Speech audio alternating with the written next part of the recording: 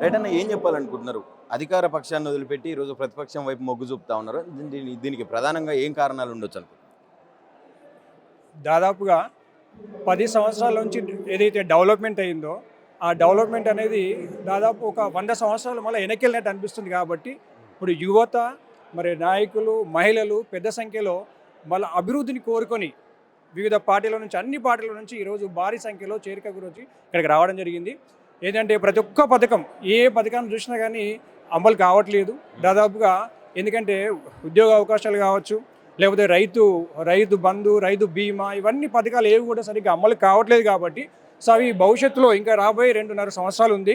ఆ 2.5 సంవత్సరాల్లో కన్నా కనీసం మన రాష్ట్రాన్ని అభివృద్ధి పథంలో నడిపించే గవర్నమెంట్ గురించి, ఎవరైతే అభివృద్ధి పథంలో ఇంతకుముందు ఉరుకులు పరుగులు ఊరించిండో కేసీఆర్ గారు హయాంలో, సో అదే నాయకత్వం మళ్ళీ రావాలని యువత పెద్ద సంఖ్యలో మళ్ళీ బీఆర్ఎస్ పార్టీలోకి రావడానికి హామీలు అమలు కావట్లేదు అంటున్నారు. బట్టి విక్రమార్క ఏమో 99% అన్ని అమలు చేసినాం మేము అని గర్వంగా చెప్పుకుంటున్నా అని చెప్పి బల్లగుద్ది మాట్లాడుతున్నాడు. ఏం చెప్తారు?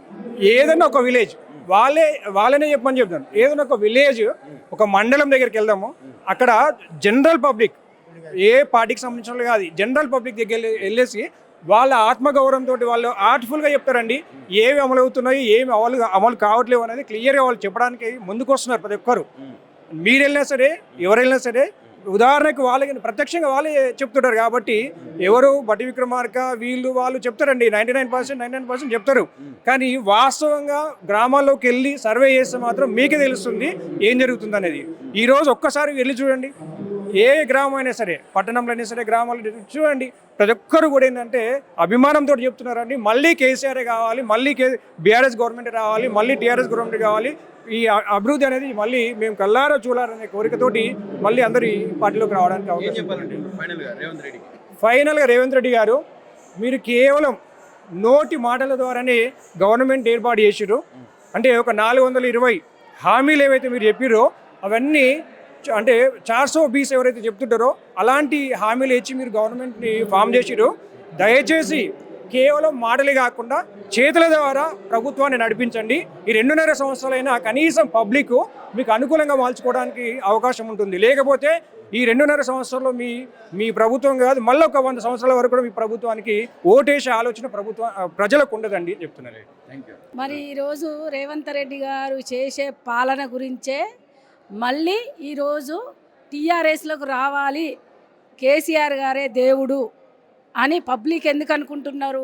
మా లీడర్లమే కాకుండా కూడా ఓటర్స్, చిన్న ఓటర్స్ కూడా మాకు బుద్ధి వచ్చింది, అన్ని మాయమాటలు చెప్పి తను మా హామీలు ఇచ్చాడు, ఆ హామీలు మా ఇంట్లో ఇద్దరికి వస్తాయి కదా, చిన్న పిల్లలకి స్కూటీలు ఇస్తా, కాలేజీ పిల్లలకి, మా ఇంట్లో వితంతులకు డబ్బులు ఇస్తా, ఇవన్నీ ఎన్నో రకాల కూడా ఒక మాట అన్నారు, బుద్ధి వచ్చింది అని చెప్పి. తెలంగాణ ప్రజలే కావాలని తెచ్చుకున్నారు రేవంత్ రెడ్డి, మార్పు కావాలి అని చెప్పి. వాళ్ళు ఎందుకు బుద్ధి వచ్చింది అనుకుంటున్నారు? ఆయన చెప్పిన మాటలకి మేము మోసపోయి మా బుద్ధి మేము తెచ్చుకున్నాము. మరి ఆయన చెప్పిన హామీలకి సరే ఈయన ఏందో పెద్ద ఉద్ధరిస్తాడు కాబట్టి మనకేదో బాగా ఇస్తాడు కదా అనే ఉద్దేశం ప్రకారంగా మేము చెప్తున్నారు కదా. చిన్న ముసలి వాళ్ళు, కాలేజీ స్టూడెంట్స్ కూడా ఈరోజు చెప్తున్నారు, ఆ రోజు మేము స్టూడెంట్స్ చేయబట్టే కూడా గెలిచిండు, మేము కూడా చెప్తున్నాం ఈరోజు స్టూడెంట్స్ ఈరోజు మేము తప్పుకుంటే ఆయనకు దిక్కు దివానా లేదు అని కూడా మీరు కూడా వింటున్నారు. అది ఆ మాట చెప్తున్నారు. మీరు చెప్పింది రైటే, ఓకే. ఏ రంగమైనా కొంత రోడ్ల మీదకి వచ్చి వాళ్ళు ఇబ్బందులు పడుతున్నారు అయితే వాస్తవం. కానీ ఆయన ఏమంటున్నాడు, ఎవరిని కూడా మేము ఇబ్బందులు పెడతలేము, ఒకవేళ ఇచ్చేటట్టుంటే మేము ఇస్తాం, మా దగ్గర పైసలు లేవు ప్రస్తుతానికి, గత ప్రభుత్వం మొత్తం లూటీ చేసిపోయింది ప్రభుత్వాన్ని అని చెప్పి మాట్లాడుతూ ఉంటారు. ఏం చెప్తారు? లూటీ అనేది సమస్యలు కాదు, లూటీ అనేది కాదు. మనం ఒక ఇల్లు కట్టుకుంటేనే ఆ ఇల్లుకి ఎన్నో రకాల మనం చేసుకోగలుగుతాము. ఈరోజు కేసీఆర్ ప్రతి భవనాలు కట్టించాడు. ఈరోజు డబుల్ బెడ్రూమ్ ఇల్లులు వీళ్ళు ఏమన్నా కట్టారా? ఎవరు? కాంగ్రెస్ ప్రభుత్వం కట్టారా? ఇందిరమ్మ ఇల్లులు ఎక్కడన్నా ఒక ఇటుక పెట్టిరా? ఒక్క ఇటుక ఎక్కడన్నా పెట్టింది చూపియండి మీరు. మా గవర్నమెంట్ ఏది, మా టీఆర్ఎస్ గవర్నమెంట్లో కేసీఆర్ పాలనలో కట్టిన ఇల్లులకే తను వచ్చి రిబ్బన్ కట్ చేస్తుండు.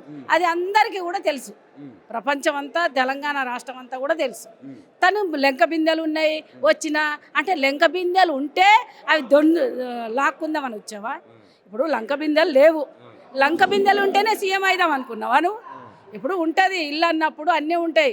కాళేశ్వరం ప్రాజెక్టు ఈరోజు అంత పెద్ద ప్రాజెక్టులు కట్టాడు. ప్రాజెక్టులు ఎంత కడితే ఎంత అవుతుంది? అప్పులు చేసిండంటే ఆయన ఇంట్లోకి చేసిండు అప్పులు, ఆయన ఇంటి కోసం కాదు కదా, మన తెలంగాణ ప్రజల కోసం చేసిండు. దేనికి చేసిండు? ప్రతి సమస్యలు కూడా తీర్చాడు. కాబట్టి ఈరోజు రేవంత్ రెడ్డిని మాత్రం ఎట్టి పరిస్థితుల్లో పబ్లిక్ కోరుకోవట్లేదు, ఓటర్స్ కోరుకోవట్లేదు. ఓటర్స్ ముసలమ్మ కాన్నుండి వయసు పిల్లల కాన్నుండి ముసలమ్మ కాన్నుండి కూడా ఈరోజు కాలేజ్ స్టూడెంట్సే కాదు, ఇంట్లో ఒక ముసలమ్మ కూడా ఇవాళ కేసీఆర్ నా కొడుకు ఎట్లా వచ్చిండు, కానీ ఇప్పుడు ఎలక్షన్ పెట్టినా కూడా మేము ఓడగొడతాము అనే ఇదిలో ఉన్నారు పబ్లిక్.